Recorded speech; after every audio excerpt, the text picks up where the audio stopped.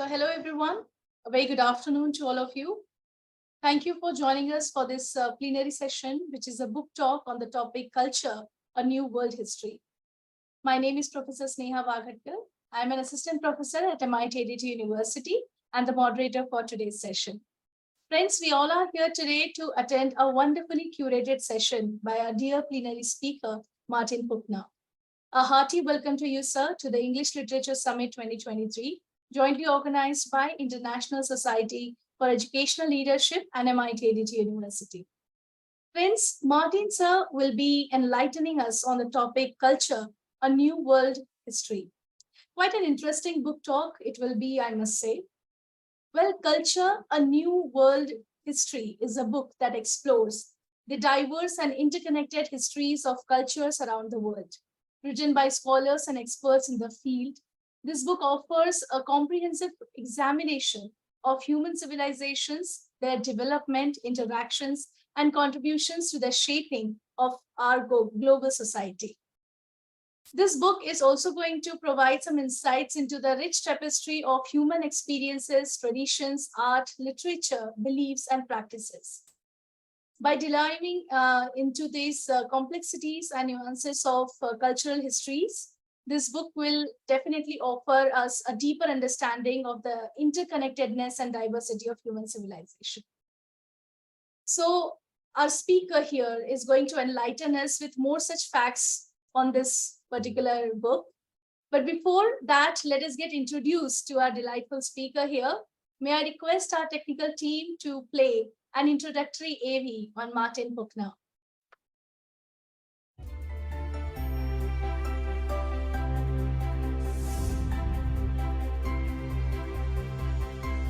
Dr. Martin Puchner is a prize-winning author, educator, public speaker, and institution builder in the arts and humanities.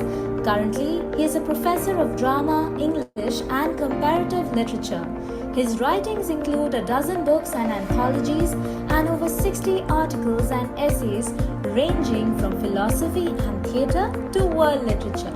As the general editor of the Norton Anthology of World Literature, he has brought 4,000 years of literature into the classroom, as well as to his Harvard X MOOC Masterpieces of World Literature.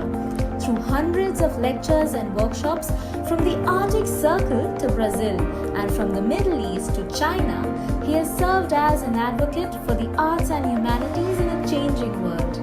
At Harvard, he has instituted these ideas in a new program in theatre, dance, and media, as well as the Mellon School of Theatre and Performance Research. His interests include modernism, drama, literary theory, and world literature. We welcome Professor Martin to EL Summit 2023.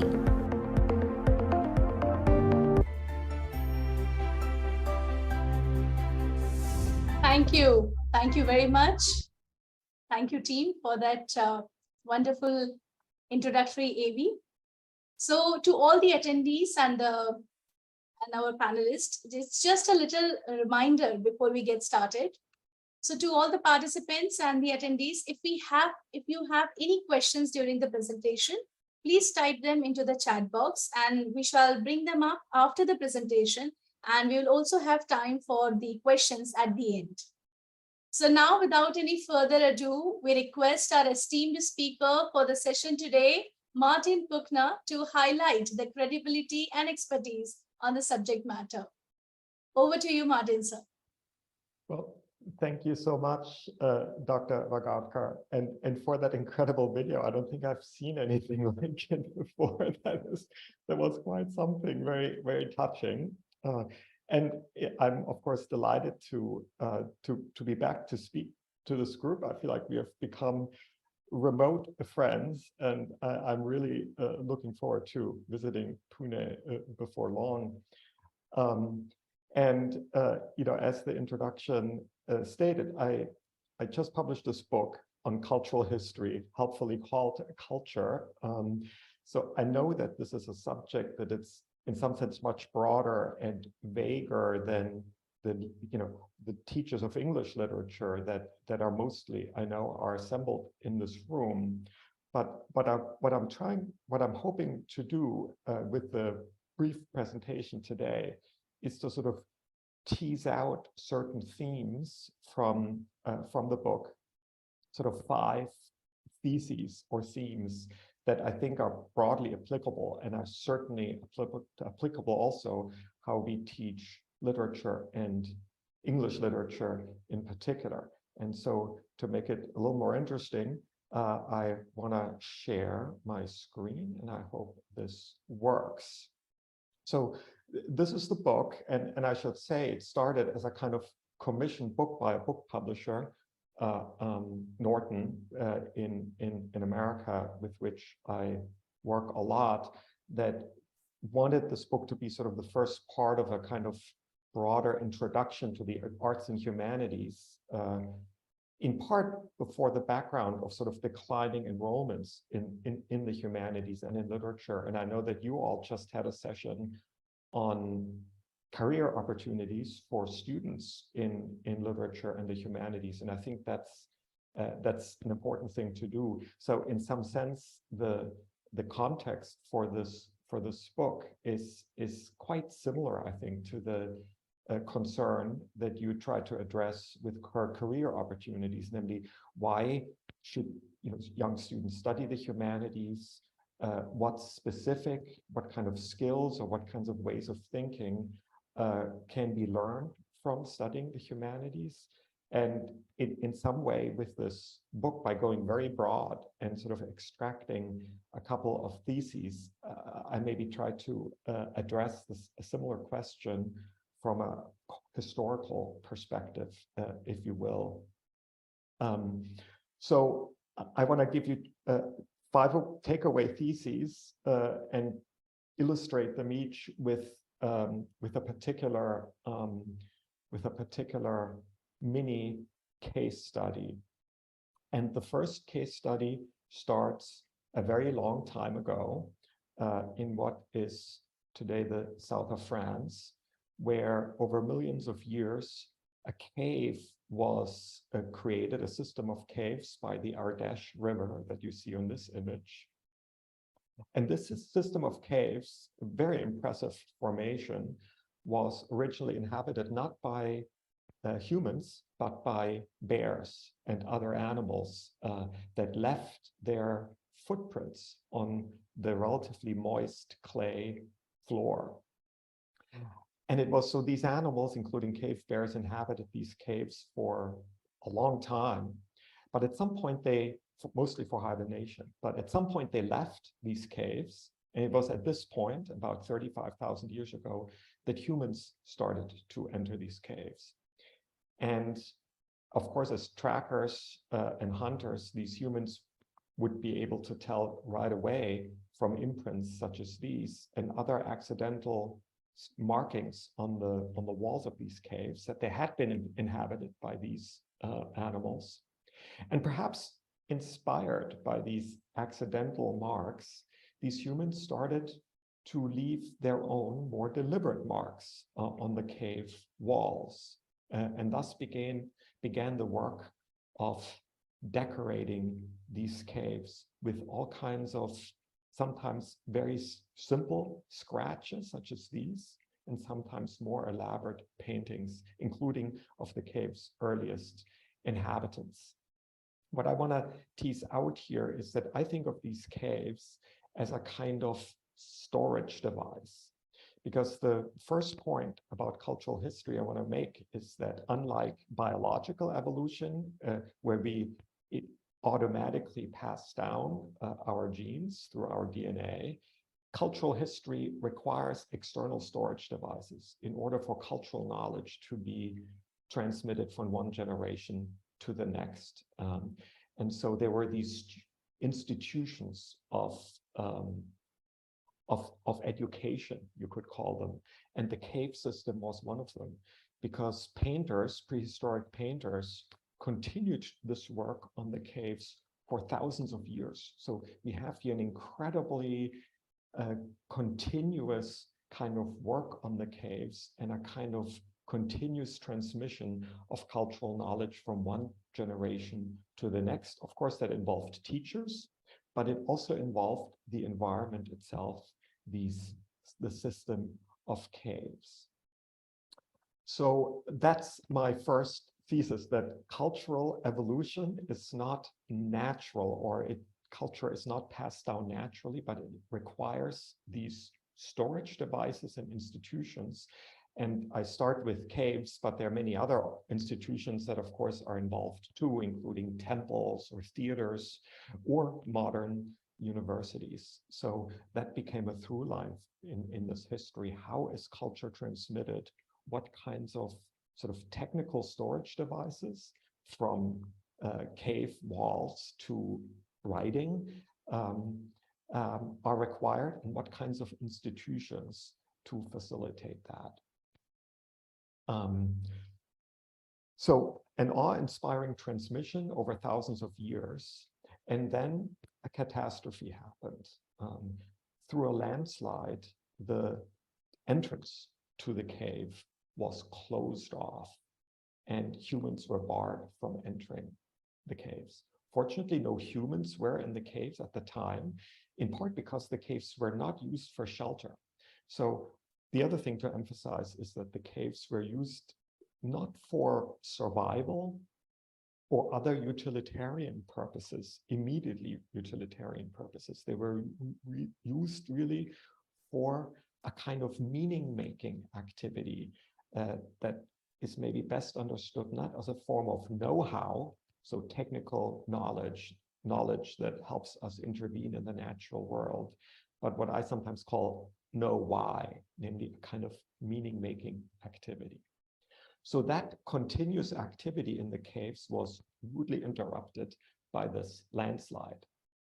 And the cave remained closed for several thousands of years until another earthquake or landslide opened a side entrance to the cave. And then humans were, and a second group of humans was able to enter them for the first time. And I sort of like to identify in some sense with this second group of humans, because I feel like they experienced something, or they were put in a position that we all know and can identify. Namely, they were confronted with these artworks that their very distant forebears had wrought, a completely different group of humans living thousands of years earlier, probably coming from a very different culture. And so the second group of humans were in many ways latecomers when it comes to culture. They entered these caves, they had to make sense of what they saw, and they had to decide what to do with this encounter with these dimly understood art remnants of a previous civilization. And what they did is they decided to continue the work in their own distinct style. So this is my second sort of takeaway point, that when it comes to culture, we're all latecomers. We're always confronted with some dimly understood remnants of the past and have to sort of incorporate that experience into our present day. My second quick example of that is one that you all know much better than I do, and that is this Ashoka pillar. As you all know, Ashoka erected these pillars and stone edicts all across his realm in order to propagate his understanding of kingship, informed by his conversion to Buddhism.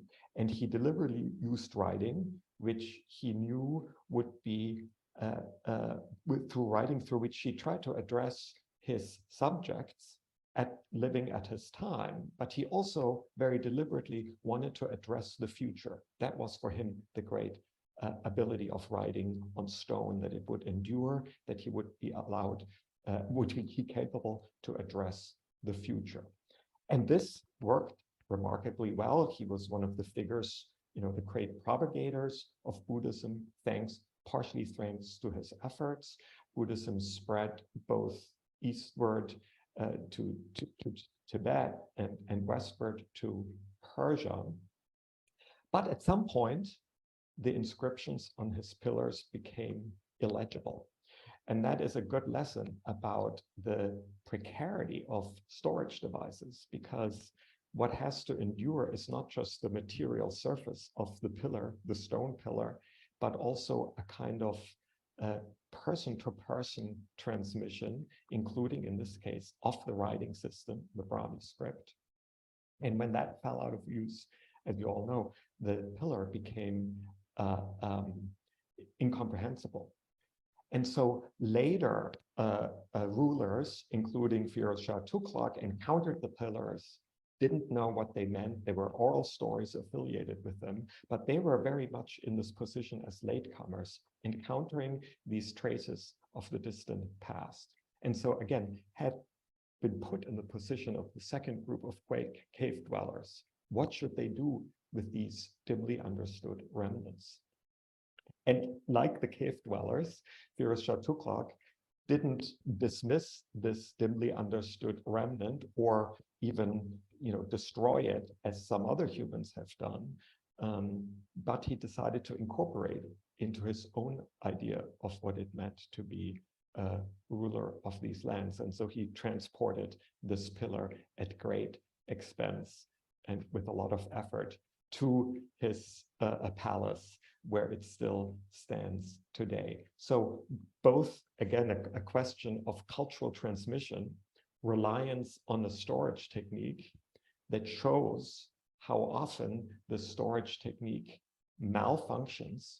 So an interruption in the line of transmission, and that became another through line in this history of culture, that history of culture, although there are humans keep erecting these storage devices and devising these institutions of transmission, that these are all prone to failure. And so that the exception to the rule are these long continuous transmissions. And the rule of cultural history is really one of interruption that puts everyone in this position of latecomers, where we're confronted with these remnants, like the second group of humans and like Firoz Shah Tughlaq. The third takeaway point, so the first is that culture is not natural, that it requires these artificial devices and institutions. The second, that because of the interruptions of culture, that they're always, that we're all put in a position of latecomers confronted with these dimly understood remnants of the past. The third takeaway point that I want to extract from this history has to do with the interaction of different cultures. And one illustration, one figure is actually connected to Ashoka's pillar, namely the Chinese traveler Xuanzang, himself a convert to Buddhism. He travels to India in order to experience the land in which the Buddha was born, brings back lots of manuscripts and really shapes Buddhism in China. He encounters one of these pillars of Ashoka.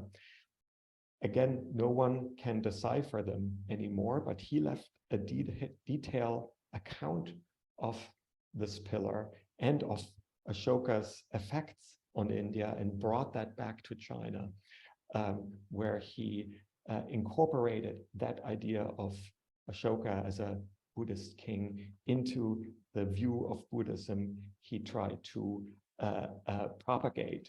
So Xuanzang is one of several travelers and translators and cultural mediators I focus on.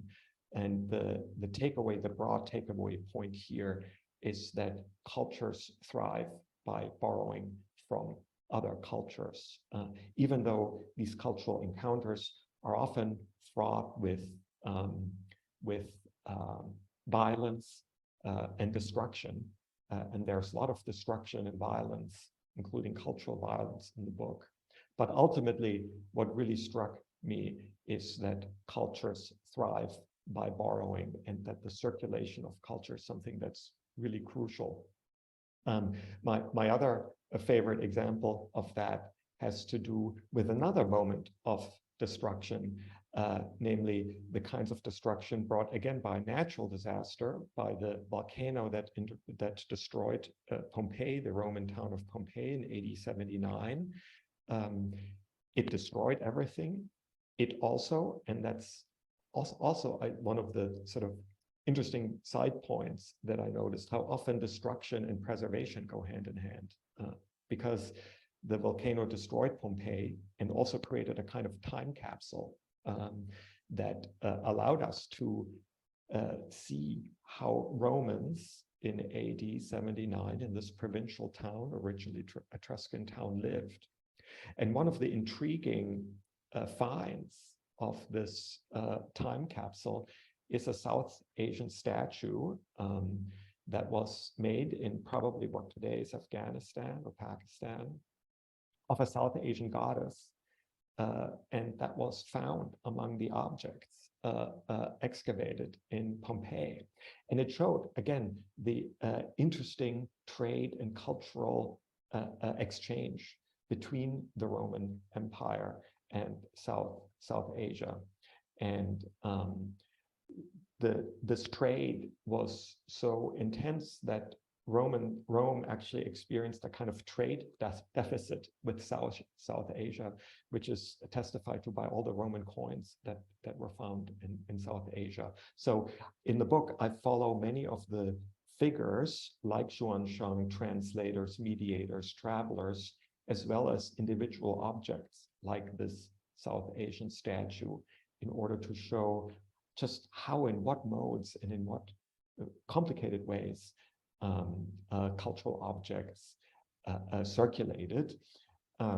So an emphasis in the book on borrowing, and ultimately, and this is maybe my fourth takeaway point, that ultimately I think it's a mistake to think of culture as being owned by individuals or groups of people. I think this understanding of culture through ownership and property is, even though it's something that a lot of people today use, is something that ultimately, if you look at deep cultural history, I think there's a lot here that sort of militates against it.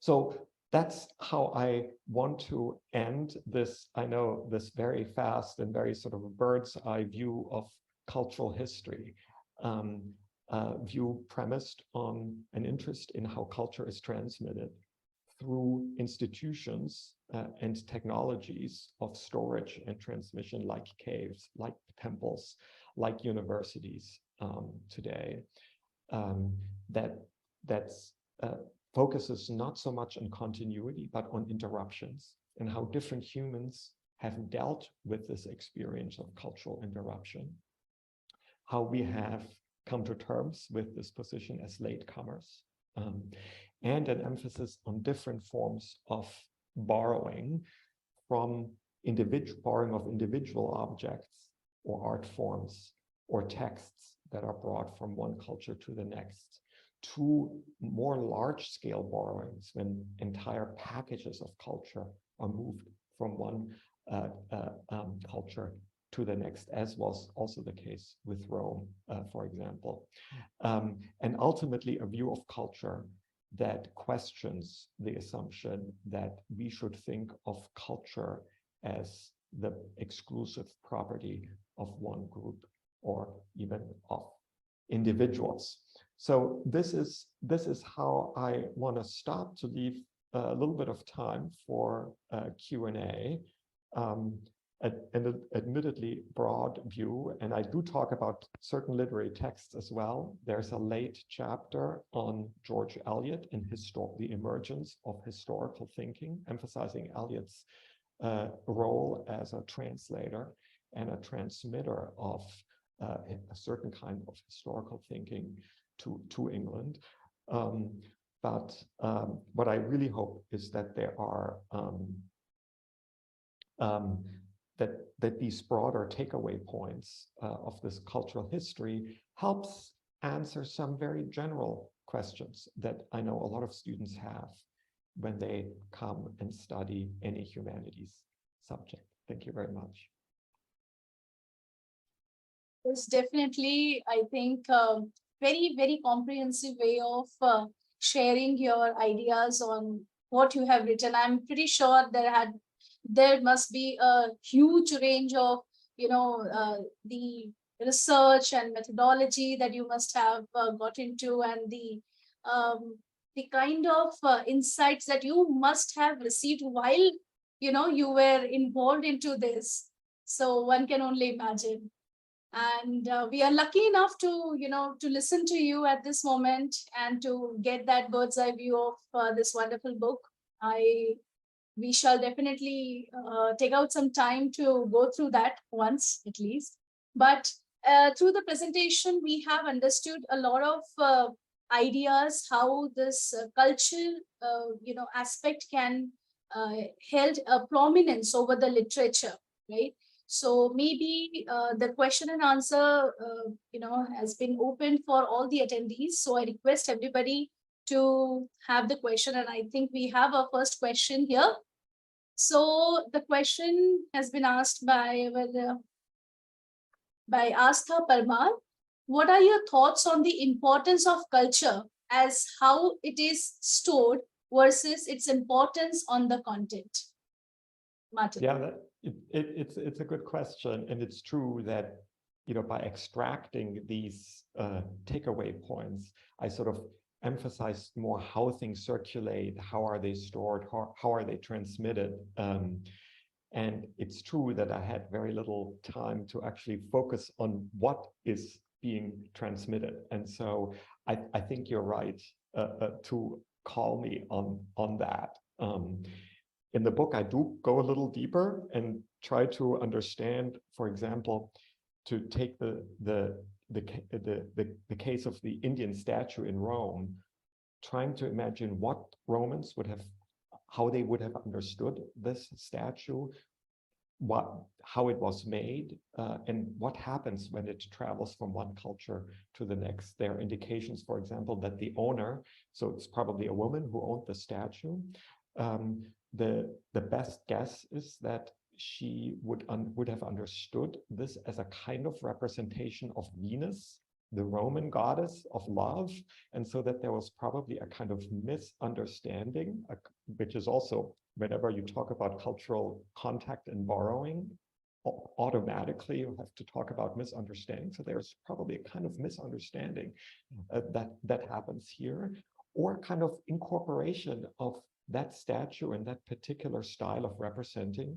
a goddess into the Roman understanding of the goddess of love in this case. So that would be sort of an example of how I'm trying to understand what happens to the content, as you mentioned, when something moves from one culture to the next. Thank you. Thank you for answering that question. We have another question here in the chat. How do you theorist cultural selection more broadly beyond questions of storage? A problem here is that unlike natural selection, cultural selection can involve the intentions of both the creators of cultures and its consumers. So where do you stand, for example, with respect to theories of cultural selection, such as Dawkins' on?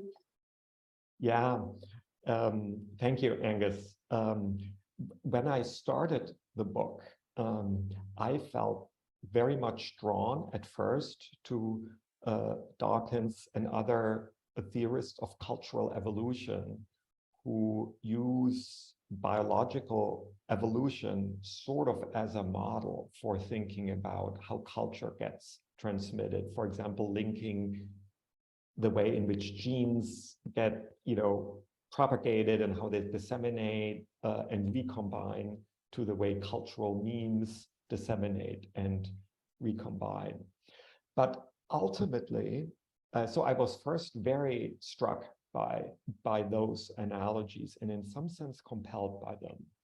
But the longer I thought about it, the less helpful they somehow became, in part because almost all the theorists I read, at least, really were, I think, too much using biological evolution as the paradigm for cultural evolution. And I started to think more and more that actually culture is basically just or not just, is a parallel, but a very different type of evolution that obeys its own laws and its own logic. That, sometimes there's sort of an analogy to biological evolution, but I think more often there isn't. And so I think that's when I started to really think about, okay, how is it transmitted? How is it selected? So we can use selection, absolutely. What survives is maybe another way of asking this selection question. And there are all kinds of reasons why something survives. As I mentioned, natural disasters are actually one of the reasons why certain things survive, why these kind of time capsules get created, like, for example, when the entrance to a cave gets shut, or when a volcano incinerates a city that becomes uninhabitable for then subsequently. So anyway, I like you, Angus, I was very interested in these analogies, and found them ultimately of limited value, in part because in the end, culture obeys different laws, I think, from genes. And so I was trying to tease those out, if that makes sense. Thank you. Thank you very much. I'm sure that Angus must be really happy to have your answer. So we have another few questions here. So Shaurya would like to know, sir, in your opinion, what are some effective strategies or techniques for enhancing and nurturing creativity in various domains? That's a good one and a hard one. I'm not sure that I'm, more competent than anyone here in this Zoom room is to answer that. My most direct experience with maybe teaching creativity has to, a few years ago, I started a program in theater, dance, and media, and it's a mostly art practice-based program. And that experience was very interesting to me. I'd, been mostly an academic and not been as closely involved in art education, educating future artists. So that was the only time really that I was very directly involved. And I think that experience was maybe one reason why I started to get worried about this idea of cultural ownership that's, at least in the United States, very strong right now.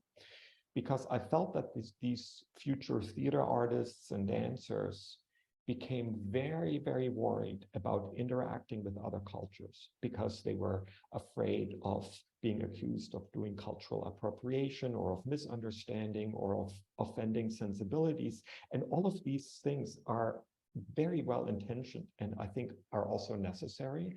But I felt that, at least at this moment in the United States, and I would be interested how it is in India and in other places, that it started to hamper creativity. So to answer the question, I started to think of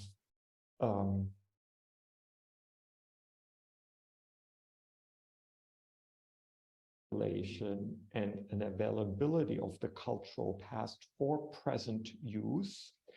And I think rather than thinking of cultural as something negative where you take someone else's property and make it your own, I started to think about cultural borrowing. I started to think that sometimes when we worry about cultural appropriation, we're really not so much thinking about property, but about respect for other cultures, about a need to really learn deeply about them and care deeply about them. And these are important values that I think that we need to teach. But with those, I think should go in hand a license for respectful and serious engagement with other cultures, because I see in cultural history that as one of the primary drivers of creativity. Thank you. One of our attendees, Ms. Rukmini, would like to ask you a question. Rukmini, are you there? Hi, Martin. This is Hello. hi.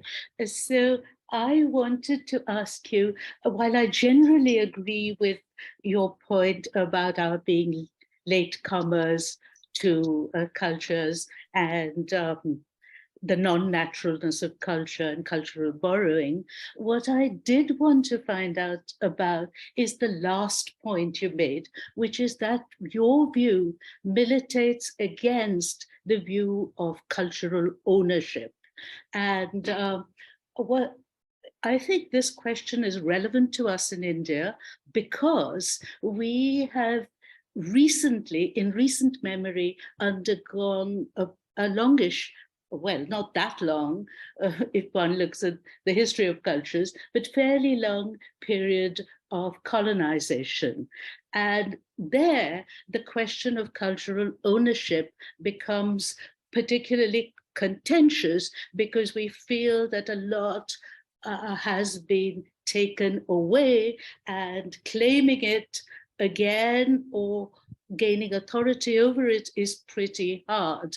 And this applies as very much to literary works, not stuff only that has been taken away to the British Museum or something, but things that we read, acts of interpretation in the classroom.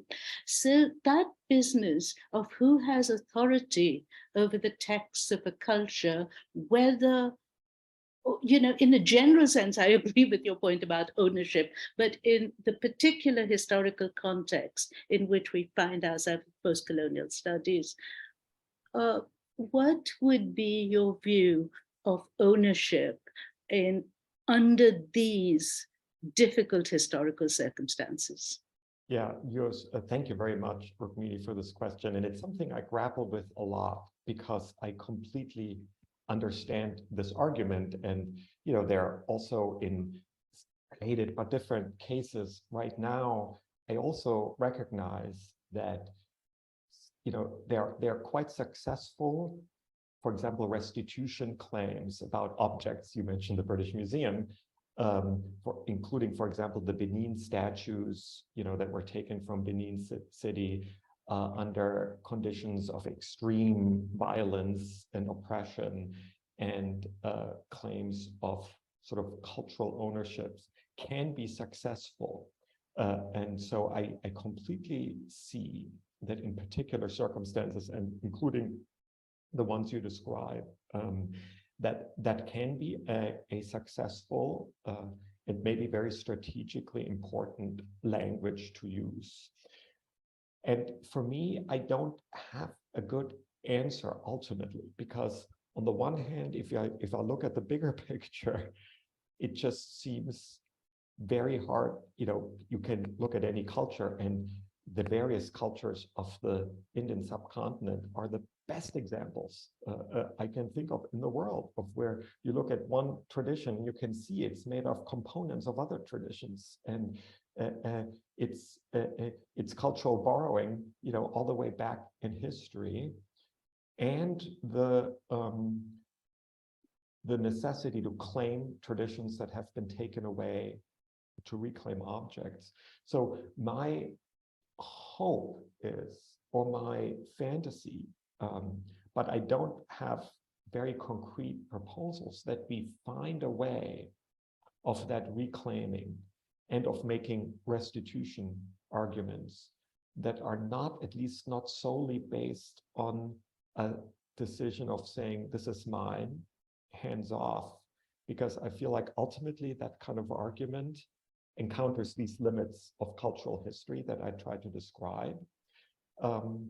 But, you know, but I'm also, because at this moment, some of these cultural ownership claims are successful. So I'm not saying we should all stop that, but ultimately the fantasy I have in my mind is that we'll find a different language to achieve these goals. So I think we have already reached to the end of this session, and it is a time-sensitive event, so we have to take care of that. We have so many questions here, but unfortunately, because of the paucity of time, we'll have to, pause here. I'm saying pause, not stop, because again, we are going to meet here. So let me quickly grab this opportunity to, thank you, Martin Puchner sir, who has taken us on a captivating journey through time and space, exploring the diverse manifestation of human culture across different societies and civilizations through his presentation. I'm pretty sure that the precious knowledge that Mr. Puchner he has given us will definitely help us in our future and upcoming years. So once again, I would like to thank you, sir, for taking out time from your busy schedule and enlightening us with this knowledge. Thank you So very much, Professor Vagadkar, and thank all you. the Thank you very much. participants.